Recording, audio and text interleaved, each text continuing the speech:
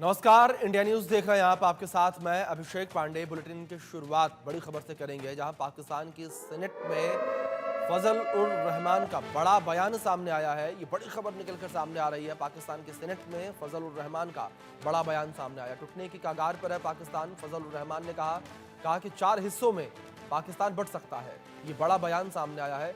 आतंकवाद के चलते 4 हिस्सों में पाकिस्तान बंट सकता है। ये बड़ी खबर है जो निकलकर सामने आ रही है। तो बड़ा बयान निकल के सामने आया। बलूचिस्तान के 6 से 7 जिले पूरी तरह से आतंकियों के कब्जे में हैं। पाकिस्तान सरकार और सेना का कई हिस्सों से नियंत्रण हो चुका है, नियंत्रण नहीं है। तो फजल उर रहमान ने पाकिस्तान को लेकर ये बड़ा बयान दिया। पाकिस्तान की सुरक्षा स्थिति पर चिंता जताई है और कहा कि खंड खंड हो सकता है पड़ोसी मुल्क पाकिस्तान। की बड़ी खबर है जो इस बीच निकलकर सामने आ रही है। आतंकवाद के चलते 4 हिस्सों में पाकिस्तान बंट सकता है। मौलाना फजल उर रहमान के बयान से शहबाज सरकार डरी हुई नजर आ रही है। जिस तरीके से पाकिस्तान के 4 टुकड़े होने के बाद फजल उर रहमान के द्वारा कही गई है, ये बड़ी खबर है जो इस बीच सामने आ रही है।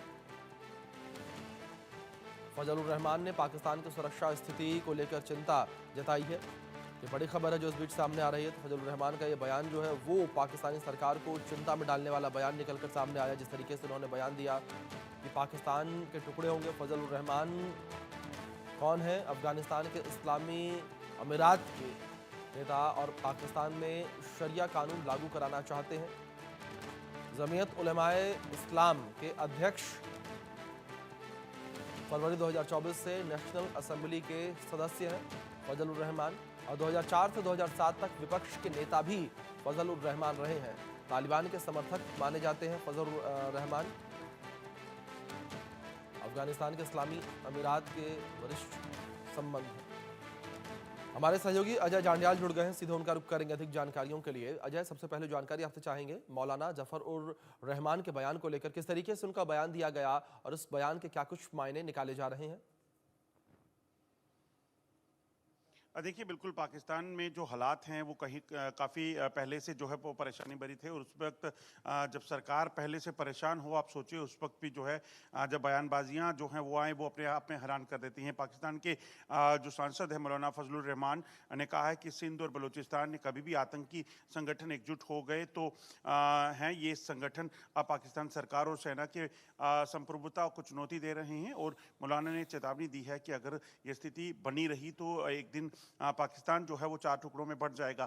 तो ये पहला मौका नहीं है। फजलुर रहमान जो है वो पहले भी बलूचिस्तान को लेकर कई बार बयानबाजियां करते रहे हैं। वो कहते रहे हैं कि पाकिस्तान सरकार जो है उनको सुनना चाहिए, मगर सरकार जब नहीं सुनती है तो उसके परिणाम क्या होते हैं वो देश के दुनिया के सामने हैं। क्योंकि पाकिस्तान में अगर आप देखें, एक तरफ बलूचिस्तान का इलाका, एक तरफ खैबर पख्तूनख्वा का इलाका, ये तमाम इलाके जो हैं वो अलग अलग बटे हुए हैं। पंजाब और सिंध को खुश करने के चक्कर में सरकार जो है उन लोगों को कभी सुन नहीं पाई। और इसी वजह से आप देखें, क्योंकि फजलुर रहमान जो है वो इसी इलाके से सांसद हैं, तो वो बार बार इस चीज़ को लेकर चेताते रहे, मगर हुआ कुछ नहीं। और अब जब नहीं हुआ है उसके बाद आप देख रहे हैं कि पिछले 1 महीने में पाकिस्तान सरकार जो है वो ट्रेन हाईजैकिंग से लेकर तमाम हमलों को जो है वो झेल चुकी है। और ये सिलसिला जो है वो रुकने का नाम नहीं ले। जी अजय, जिस तरीके से आपने जिक्र किया पाकिस्तान के वरिष्ठ सांसद के द्वारा इस तरीके का बयान सामने आना अपने ही मुल्क को लेकर कि हमारे मुल्क के 4 टुकड़े हो जाएंगे, अब ऐसे में जो शहबाज सरकार है वो किस तरीके से रिएक्ट करती नजर आ रही है अजय?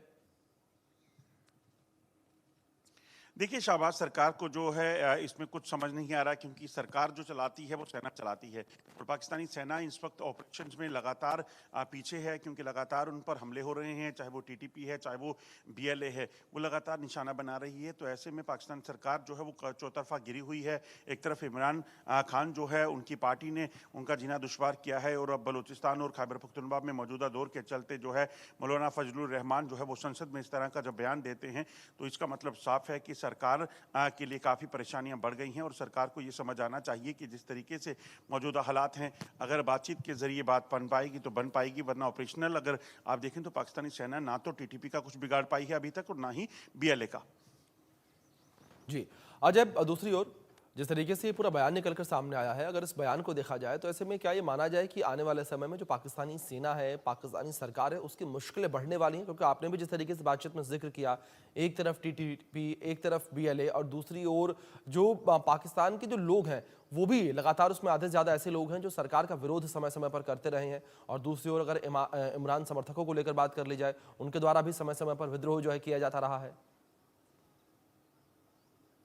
देखिए, बिल्कुल अगर आप देखें तो मौजूदा सरकार की किरकिरी जो है वो हर वक्त हर जगह हो रही है। वजह बड़ी साफ़ है क्योंकि इमरान खान जब जेल में गए उसके बाद से जो है पीटीआई का लगातार हमला उन पर चलता रहा। दूसरी तरफ सरकार जब चीज़ों को बेहतर करने के बजाय नुकसान में हो, जब टीटीपी पे जी। जो है वो सेना पर हमलावर हो, जब बलूचिस्तान में बीएलए हमलावर हो और उसके बाद आप देखें तो सरकार आगे से कुछ कर ना पाए, सेना जो है वो लगातार फेल होती रहे, ट्रेन हाईजैकिंग हो जाए, बस पर हमला होकर 90 लोगों की जान चली जाए, तो ये तमाम चीज़ें अपने आप में बताती हैं कि सरकार के पास इस वक्त कुछ नहीं बचा हुआ है। और यही बिल्कुल। वजह है कि सरकार जो है वो